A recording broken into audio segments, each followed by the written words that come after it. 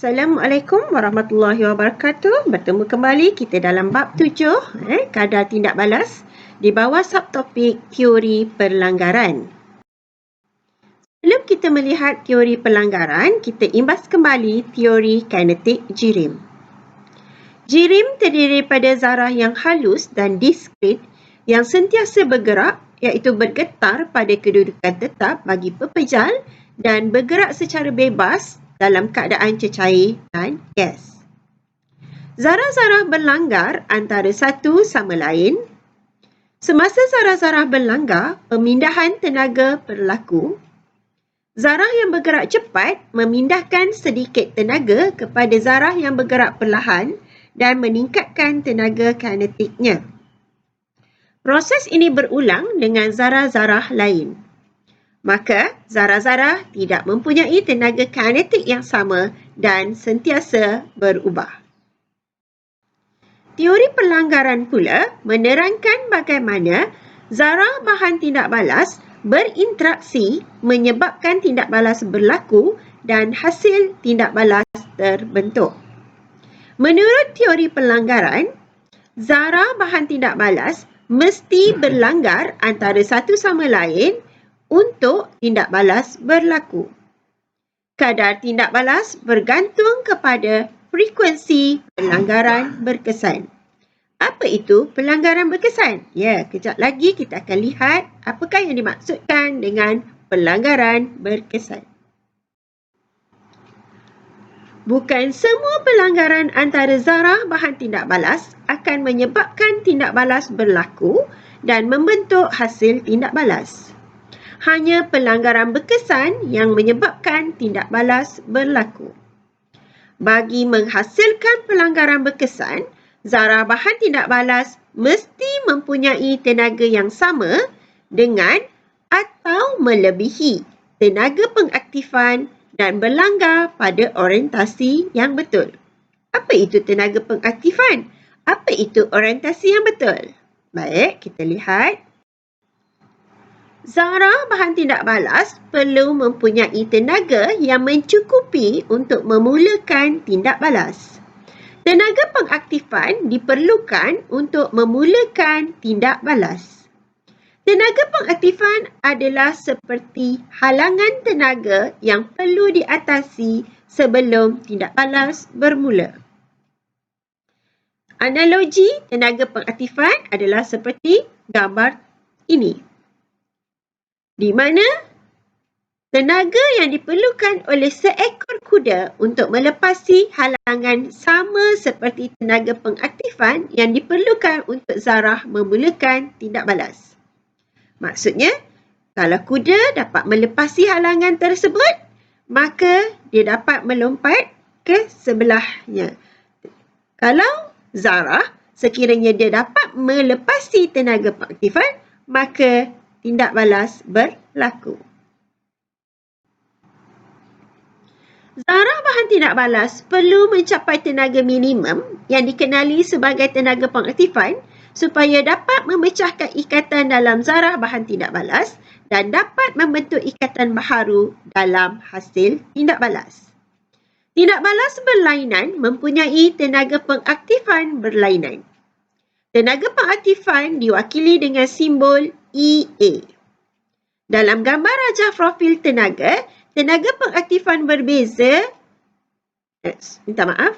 Tenaga pengaktifan perbezaan tenaga dari paras tenaga bahan tindak balas dengan tenaga di puncak lengkung graf. Ini adalah gambar rajah profil tenaga bagi tindak balas eksotermik. Dalam tindak balas eksotermik, jumlah tenaga bahan tindak balas melebihi jumlah tenaga hasil tindak balas. Manakala tindak balas endotermik, jumlah tenaga hasil tindak balas melebihi jumlah tenaga bahan tindak balas.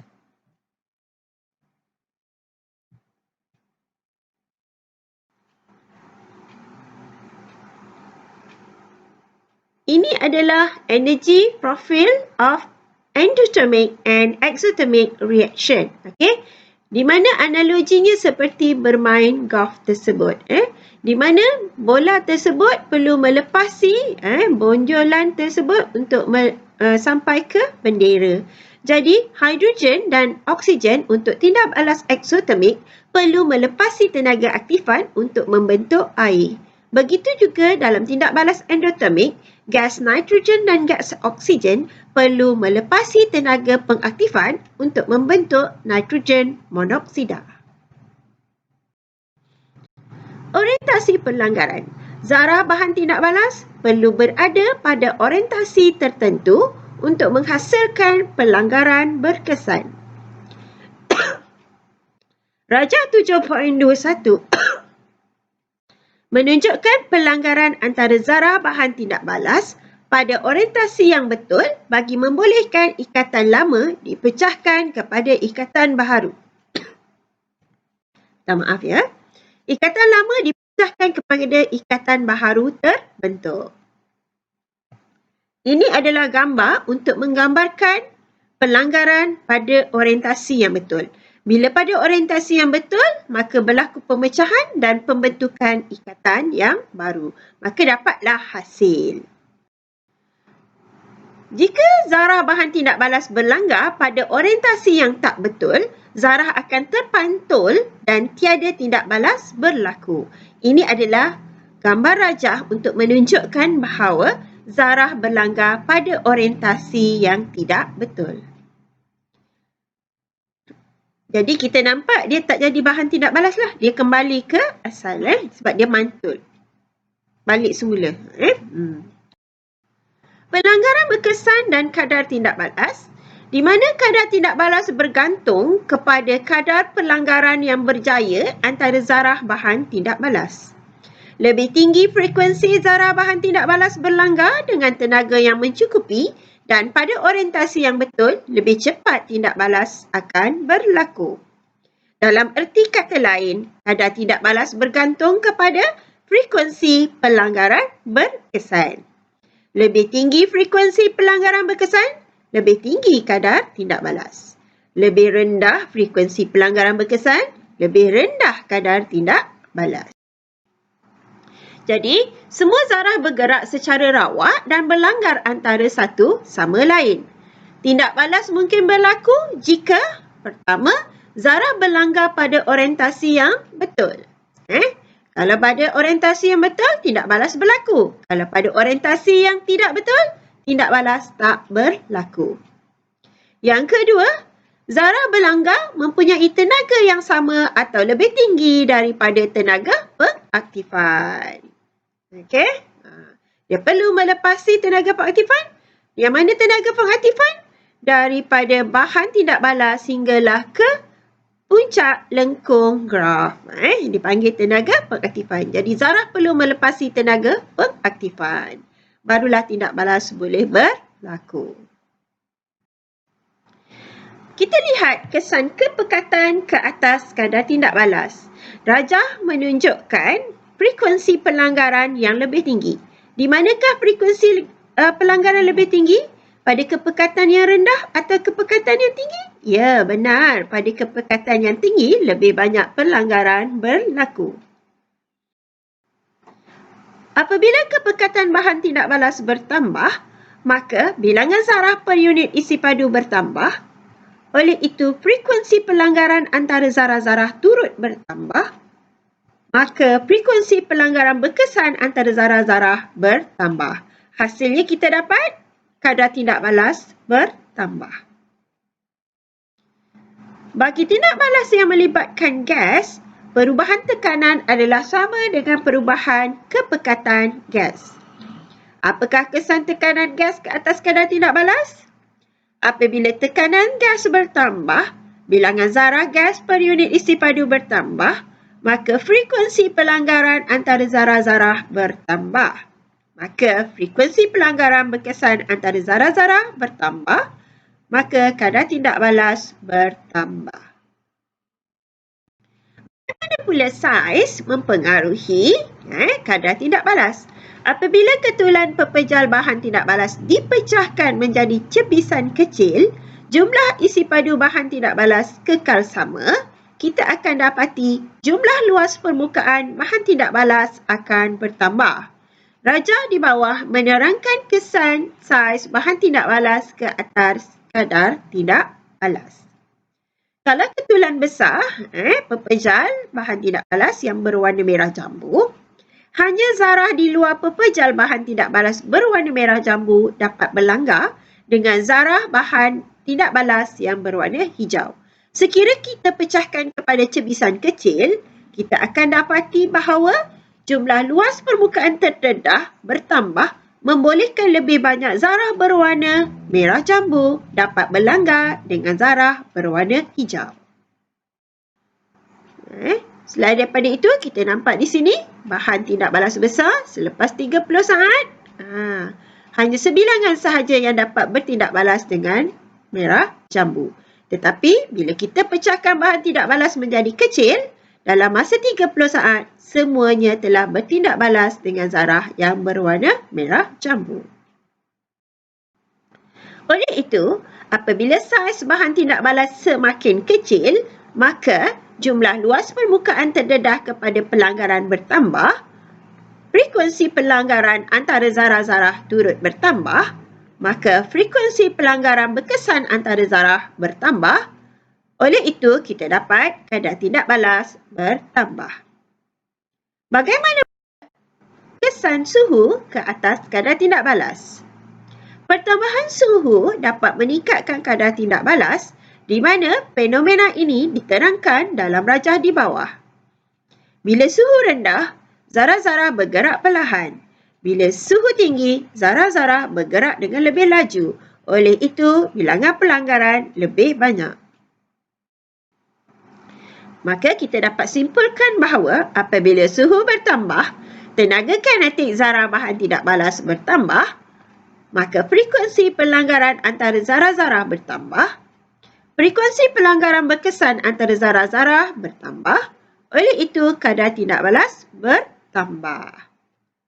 Bagaimana pula kesan mangkin?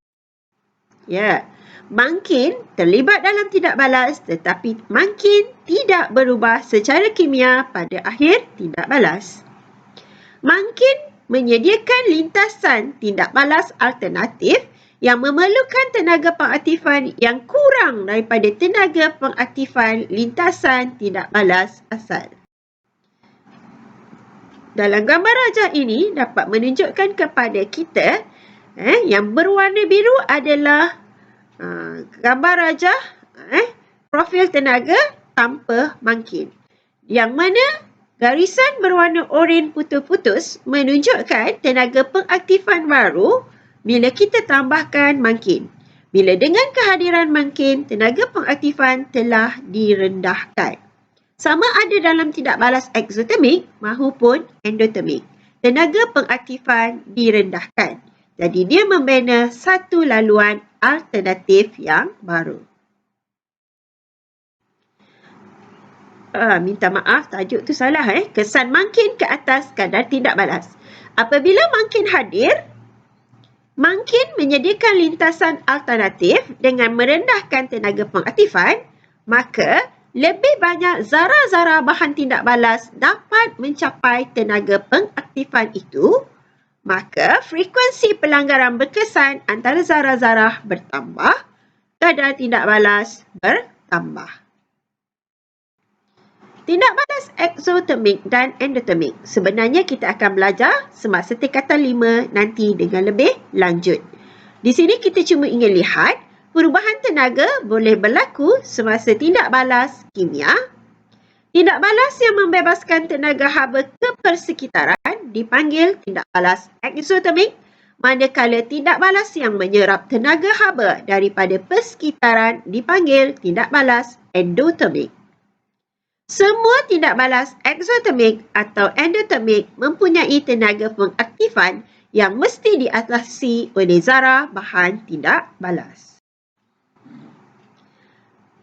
Di sini ditunjukkan bahawa perubahan kandungan tenaga berlaku semasa bahan tindak balas bertukar kepada hasil tindak balas dipanggil haba tindak balas dengan diwakili dengan simbol delta H. Segitiga kita panggil delta H.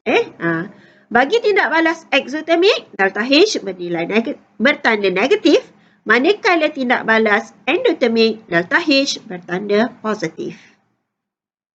Jadi, tindak balas eksotermik membebaskan haba ke persekitaran, manakala tindak balas endotermik menyerap haba dari persekitaran.